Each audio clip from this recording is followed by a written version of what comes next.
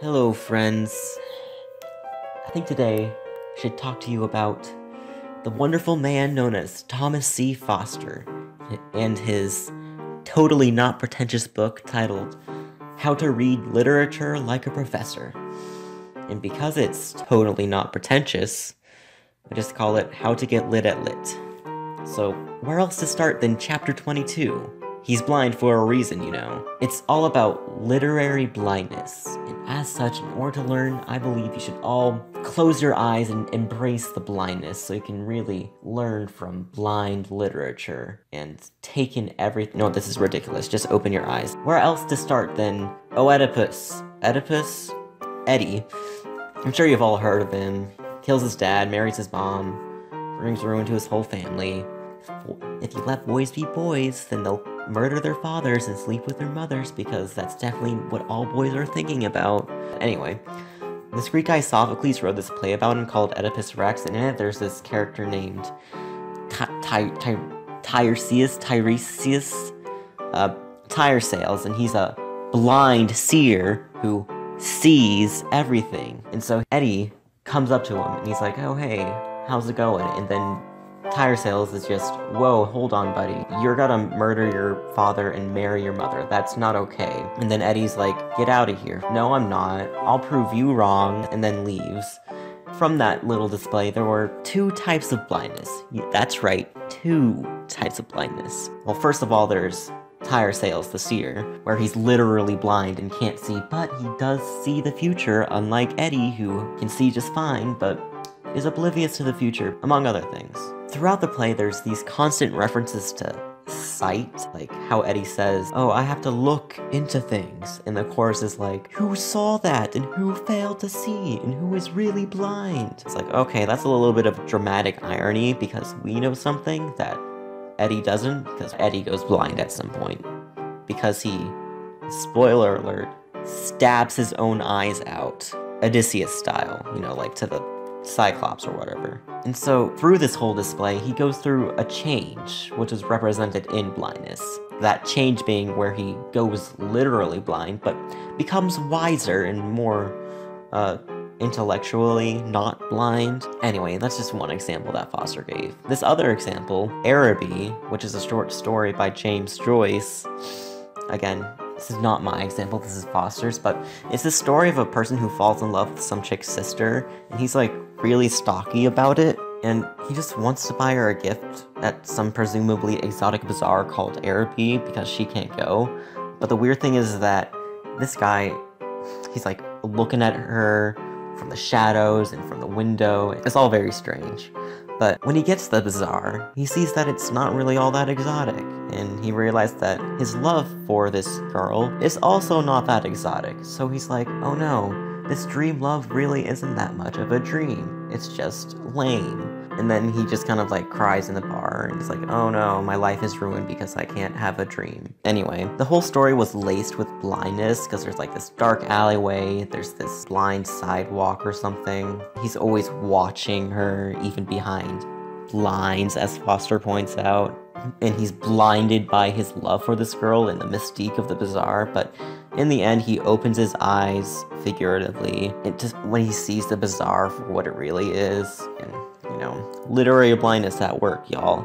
Anyway, enough about Foster. He's kind of lame. So I just gotta bring in Odin and Mimir. I know, Norse mythology. Go figure, am I right? Anyway, literary blindness at work here too. Mimir, he was known as like a well of wisdom or something. And Odin comes up to him because he's like this old dude that wants wisdom. And so Mimir's like, hey, if you give me one of your eyes, I'll like give you some wisdom. And Odin's like, oh, that sounds like a perfect deal. So he like stabs one of his eyes out, and then Mimir allows him to drink from his well.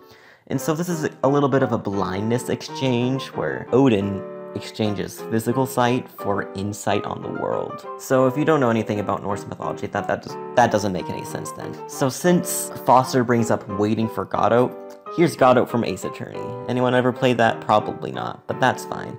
Phoenix Wright, Trials and Tribulations by Capcom. Play it if you can. So, this is a character called Diego Armando, and he's a defense attorney, and he's a little smug, but he helped this other defense attorney, Mia Fey, in her first case.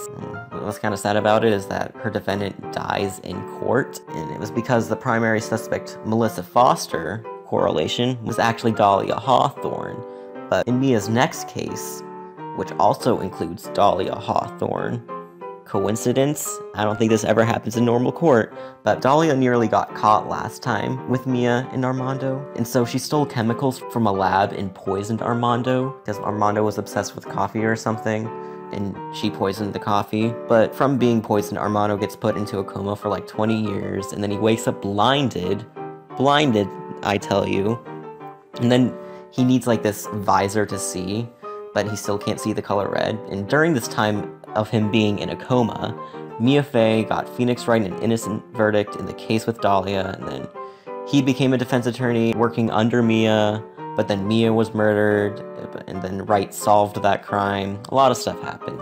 But when Armando returns, he calls himself Gatto. I guess we were always waiting for Gatto, and then holds a clear grudge for Wright despite them never meeting each other. But as it happens, Gatto actually blames Wright for Mia's death. So we can see that Gatto became both physically and emotionally blinded due to being poisoned, because Dahlia is like a literal demon. But Gatto eventually takes revenge on Dahlia, even though she was declared guilty in a murder case and she got the death sentence. It's complicated, there's ghosts involved, but anyway, Gatto loosens up after that, realizing Wright's potential and dedication to Mia's training.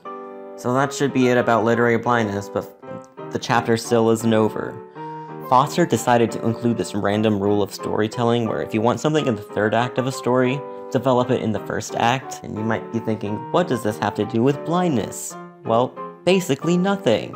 I mean, when there's a blind character, the importance of said character's blindness is generally highlighted in the first act of a story, but that's to be expected with literally anything.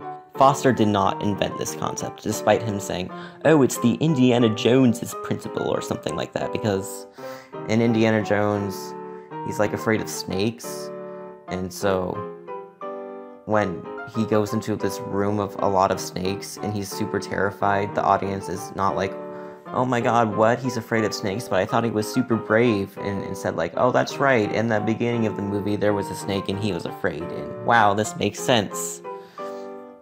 I didn't really plan for an end of anything, that's kind of it. Foster also talks about music or something, but he doesn't get it, so I don't know why he included it.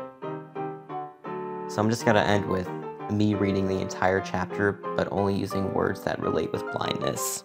Blind search, blind, can't see, see, blind, seer, see sight, look, see, blind sight, blindness, clearly, sight and blindness, insight and blindness, viewers will observe, blind, but sees, blind, blinded blinds himself, seems, sing, saw, see, blind, images seeing or not seeing, blindness, insight, to look, blindness, blind, watching, blinds, blinded, envisioning, blind, watches, hides, peeks, and gazes, blindness, sight, seeing, and blindness, blinded, observe, blindness, blinded, see, vision, eyes, vision, sighted, blind, unseen.